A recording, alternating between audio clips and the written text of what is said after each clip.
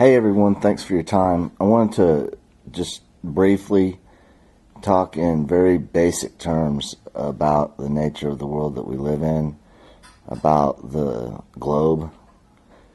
It's been made so complicated by people unnecessarily. I don't really understand why, but, well, actually I do. There's no logic behind it, though. At the end of the day, there's really kind of two factors, I guess a third if you want to consider, the curve required to be on a sphere, the movement required to be spinning and rotating and orbiting and all these things.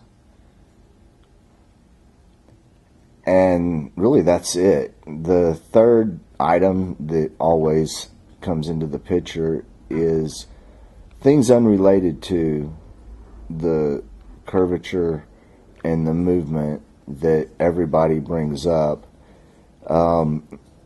If it's something that can be done whether or not you're on a ball or a flat plane of land, then it's an irrelevant subject. So for example, if someone says to me, well, what about the ISS? I honestly don't know. I haven't been there to see it. I do know that men have been floating stuff up high in the sky that you could see if it had a light on it, since the 18th century, I'm pretty sure, and I know the 19th century, so it's been quite a while that we've had the ability to do that. And, since then, technology has also increased. So the idea of floating something in the air is not relevant to whether or not the nature of the place that you live makes any sense at all. And you don't need to see pictures to know this. You don't need to talk to NASA. You don't need to go outside. All you need to do is close your eyes and think. If someone wants to talk about the curve, then they need to talk about the physics of fluids. Because the physics of fluids dictate that they always find level. And that's irregardless of whether or not gravity is real. That's a little bit like the subject of can you do it on a flat plane versus can you do it on a sphere, the whole gravity deal. Because every aspect of the entire concept of gravity is very simply and basically explained with density, buoyancy, mass, and weight. Density and buoyancy is in the air or the water. Mass and weight, is it heavier or lighter than water or the air? The motion. You can either think or you can use science. Peer-reviewed science, by the way. Because Michelson and Morley did an experiment that in their attempt to discover the spin of the Earth, they found out that we don't move at all. Someone came along later, Aries, and he was trying to prove the spin as well. That was the stated set out goal of the experiment, which ultimately failed. They called it Aries' failure because his experiment failed to provide any evidence whatsoever that the Earth is moving, and that's why they don't test it anymore. I mean, if they did, then no matter where you are right now on your GPS, it would tell you at this location on the globe, this is how fast you're spinning right now. I mean, it's relative information, right? Do you really believe in that special relativity? As far as the spin goes, you don't even need to go out and look at the stars. You just need to know that if they've been using the stars like a Swiss watch to keep time since the beginning of man's knowledge accurately and still have the ability to do so today with the same stars that are all spinning on Polaris, with the exception of the stars that are wandering, the luminaries they're not suns. The planets, they are also stars. They are luminaries, and they are on a different pattern than the other stars that are all fixed on Polaris. They're wandering. They have a pattern related to the sun in a manner. And so, you know, they don't say that the sun rises and sets for no reason. They don't say that all plats of land that have been surveyed in the world are a degree above or below sea level. You know, that they don't say that for an arbitrary reason. The horizon is a horizontal line in where the sky and the water or the earth meet. It's a horizon, a horizontal line at sea level for a reason. The fact that airplanes are not air spears or spaceships is another key indicator there. Did you know that gyroscopes only work over a flat plane? That's how they work.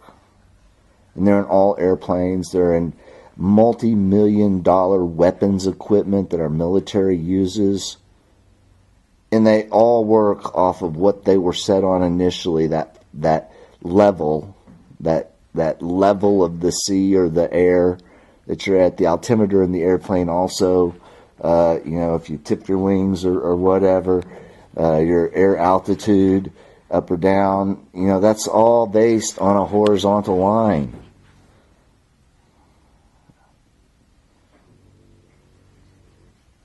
If you want to discuss what you see, well, first off, you need to just realize that your eyes are not a flat screen. And so perspective needs to be considered.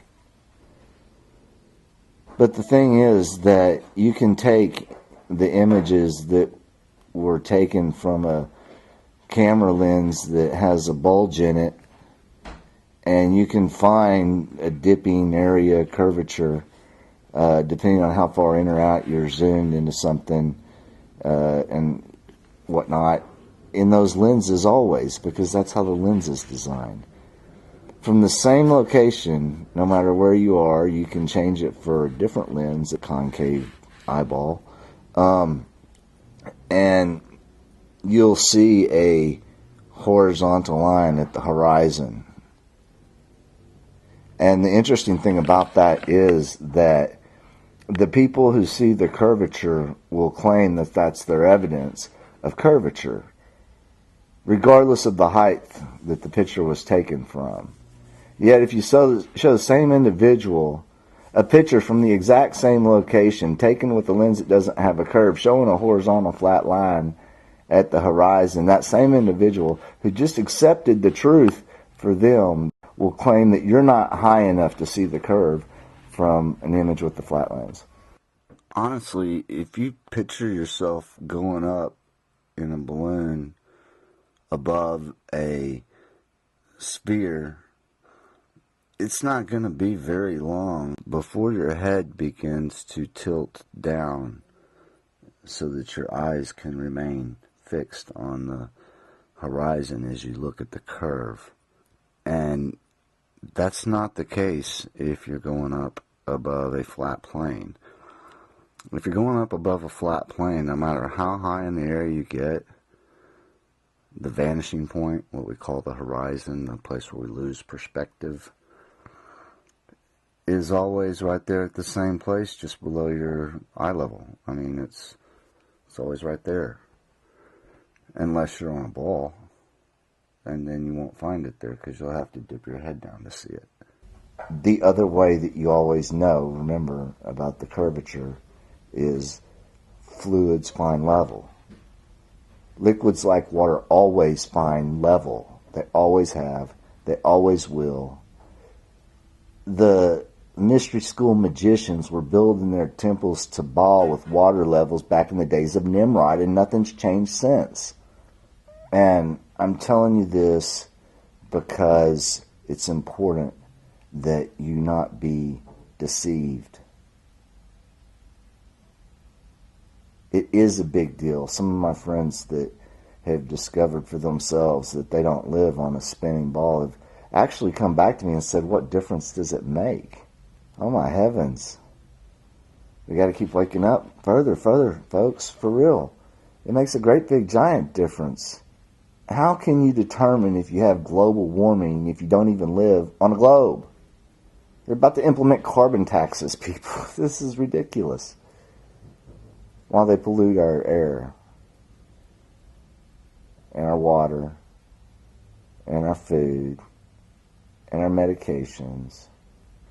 This is not a insignificant matter. You know, a lot of people have said to me, you know, this is a divisive issue, and I agree that it is. It's very unfortunate that that's the case. And I'm really surprised at how divisive it is, because you think people that love one another wouldn't change that over a point of view that is something you can have a rational conversation about. But it turns out that people get that heated over this matter. And the reason why that concerns me so greatly is some of these people I love very dearly. Friends and family and neighbors and whatnot. And you got to know that as grand and great and big and giant as this deception is, it's not the big one. But it's sure tied to it. And if you're lost right now and you don't know it, where are you going to be when the real big deception shows up? And you can't tell me that you're not lost at the same time as explaining to me that you live on a spinning ball, because that's not even reality at all.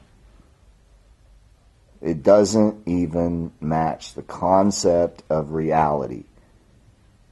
You can't land a jet plane on a north-south runway if the world is spinning. As soon as the rubber hits the tarmac, the plane's going to start doing flips, and then it's going to explode and everybody's going to die. It wouldn't be successful. So please think on this, and please, you know, if you want to be mad at me, that's okay, but please don't be offended by me. I don't mean to speak in a manner that's not edifying, because it's not my goal to upset you. I'm sharing this with you because I actually care. And I might not even know you, but I still care, because the things that you say and do impact the people around you.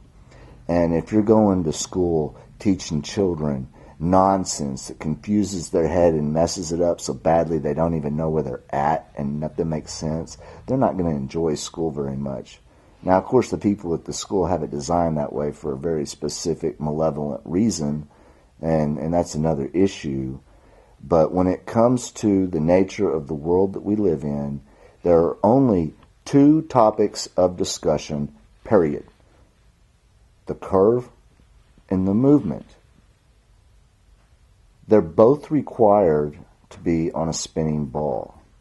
Michelson-Morley and Airy's failure were scientifically reviewed experiments, and they show we don't move. Astrolabes are instruments that have been used to track the world that we live in for thousands of years. They only work over a flat plane, and they work with brilliant precision. Folks, we're not spinning around 1,040 miles at the equator, revolving around the sun at 66,000 miles an hour, being flung across the Milky Way bar galaxy at something like 480,000 miles an hour, which is orbiting around something that nobody even knows what it is, in another direction, mind you, at nearly 1 million miles an hour, whilst having like 20,000 satellites floating around in space without being drugged and flung around and bumped into each other and crashed. Good heavens, you wouldn't even be able to see anything up there, because it'd be a trash heap of like a traffic jam of junk in the sky. If you go to Google and look at where all the satellites are, there's so many things. I mean, you can't even see the globe there because of all the satellites.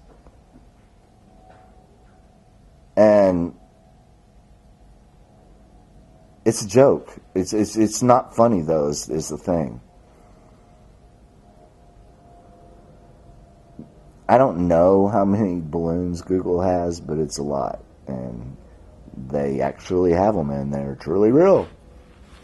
I don't think they necessarily have to have balloons to make things hang out in the sky, but they do.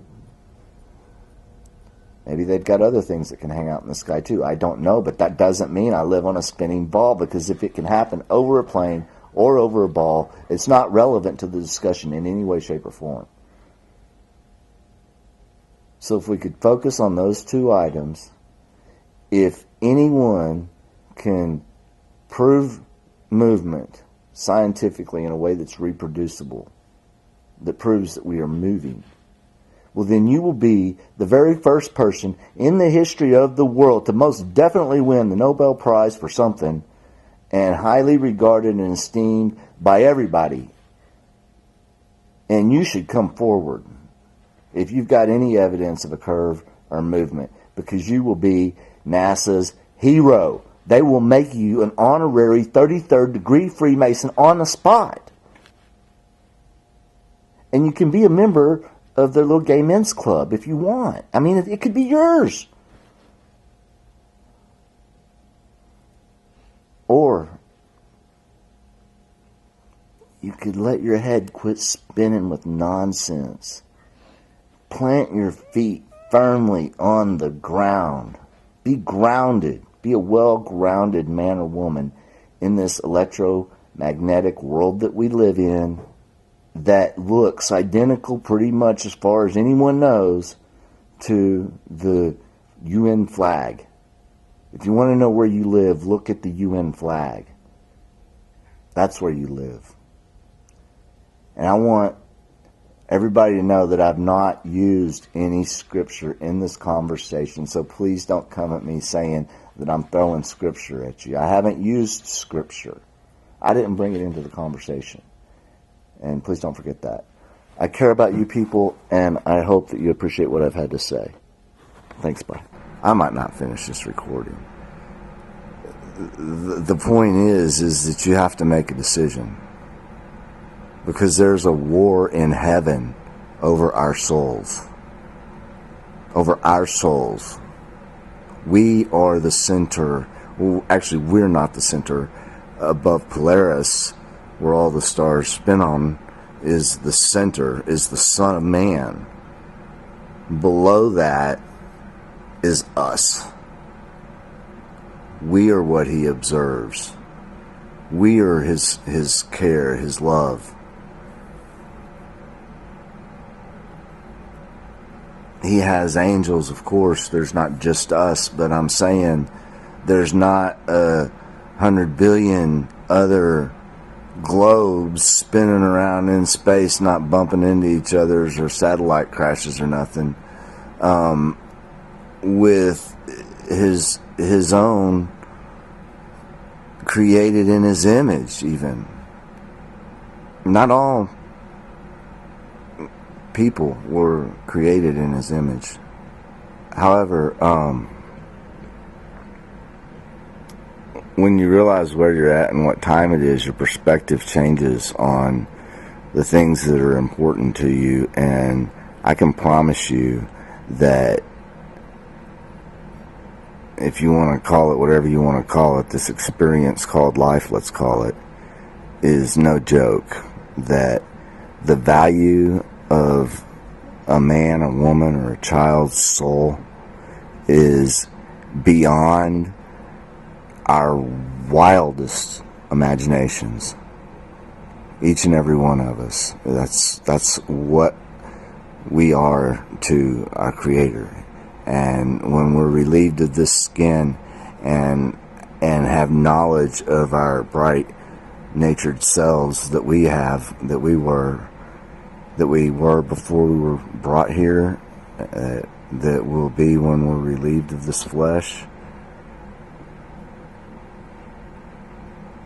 You know, when that happens, I don't want to look back and realize that I screwed it off. I don't want to be destroyed in hell. And so as a result of that, I'm going to live my life a little bit differently than I might choose to live it if I didn't give that much consideration, because I just thought I was out spinning on a ball. Lots of balls just spinning around each other because I just love balls or something. You know, that's just ridiculous. For real. Be grounded in the truth. It's been written about for thousands of years throughout all these manuscripts. You know, everything up until Copernicus, everything worked off of a flat plane. All of the mapping and the star tracking, the astrolabes, none of that stuff works on a globe, yet it's kept time like a Swiss watch for a very long time and still does to this day. And that's not possible if you're whirling and twirling and spinning and rotating and flinging across the Milky Way galaxy, revolving around something in the middle of a universe you don't even know what it's called. It's just not even logical to think that that's possible. You know, Polaris hasn't moved for a reason. It's fixed right directly above that pit of hell. And maybe you don't care, maybe you don't like yourself or something like this. You know, it's not for me to judge. But there's other people around you that are looking and watching and listening, and you got to consider that maybe if you don't care about yourself, you could care about somebody else and start telling them the truth and quit lying to people. It's not healthy for any of us, honestly.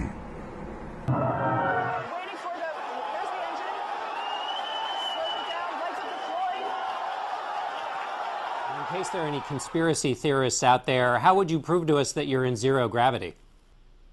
We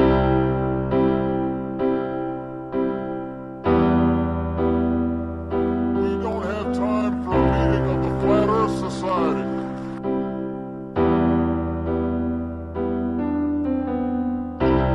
Mind control to Major Tom. Mind control to Major Tom. Hang the green screen up and put your wires on.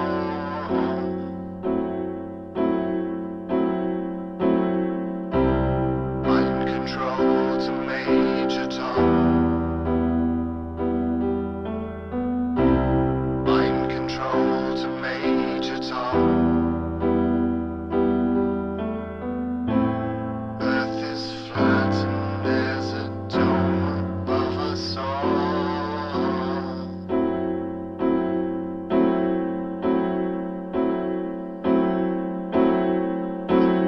This is mind control to Major Tom. We've fooled the human race. Now the existence of God is so far away. Mind control to Major Tom. Mind control to Major Tom. Earth is flat and there's a dome above us all.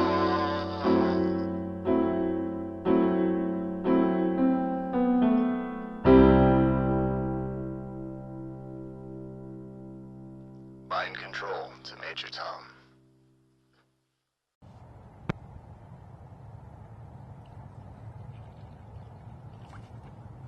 It's a little demonstration about water. it's a fluid, and one of the physical properties of fluids is that they always find level. One could say that the physics of fluids are that they find level. And this is a scientific experiment because it can be reproduced by anyone at any time. So please don't assume that just because I don't have alphabet soup after my last name that I don't have the ability to do experiments. So in this experiment, I hope to prove that that water stays on a level plane with the ground, and let's see what happens. So if I raise it up in the air, still level. I bend the bowl, level. I turn the bowl, level. We're still level. Level. You can see that it's level. Even the bowl's not level, but the water is. Turn it back this way. Yeah, I mean it can wiggle around a little bit, but it finds level when it's still. So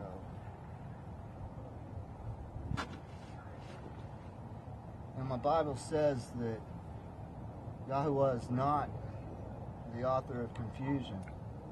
That's how boats work in water.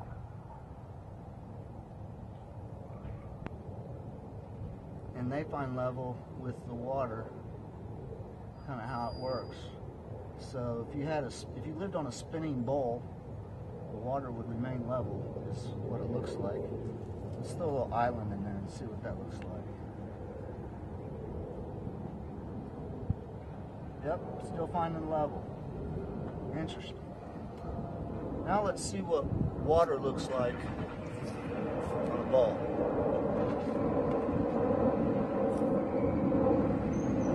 See if it, because gravity should hold it to the ball. Half ball.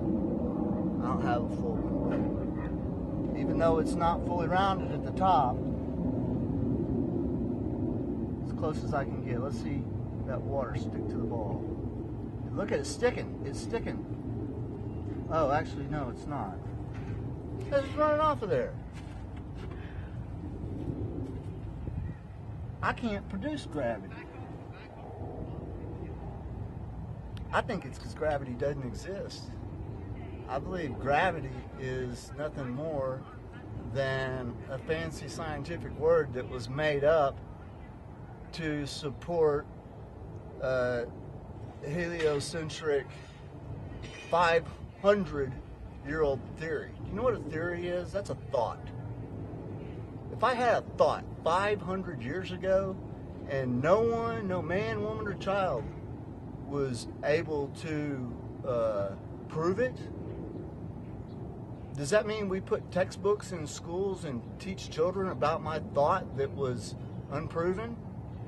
This is, they say this is gravity, okay? What I say this is a piece of plastic that's heavier than air. You know, same with this. In the real world, water finds level. Every single time. You hear me? Every time. It finds level. You don't live on a spinning ball. I know that the earth is not flat. It's got like hills and valleys and bumpy places. As a matter of fact, sea level is recorded even on this piece of property right here is about 450, 60 feet above sea level. And that sea level number, that figure, is constant for all bodies of water in this world. And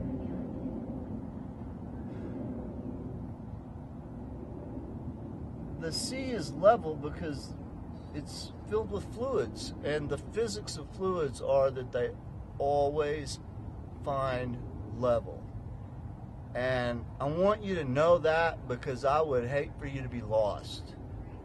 Because if you believe that you live on a spinning spear, you are absolutely lost because you don't even know where you're at.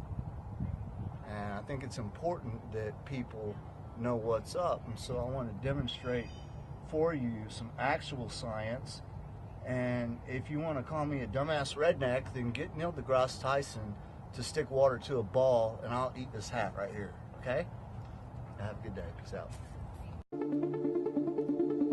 Most are afraid of unknown depths, skirting shores thinking world flat, and with the island girls in celebration of new religion.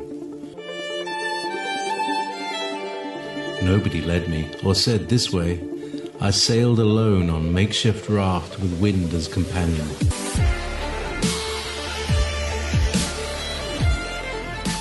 Fate for deliverance, confidence enough to assess new disposition. Seekers of lost paradise may seem fools to those who never sought the other worlds. Welcome to Momentary Zen with Zen Garcia. Visit www.fallenangels.tv. You're listening to Revolution Radio. Give it some thought. Thank you.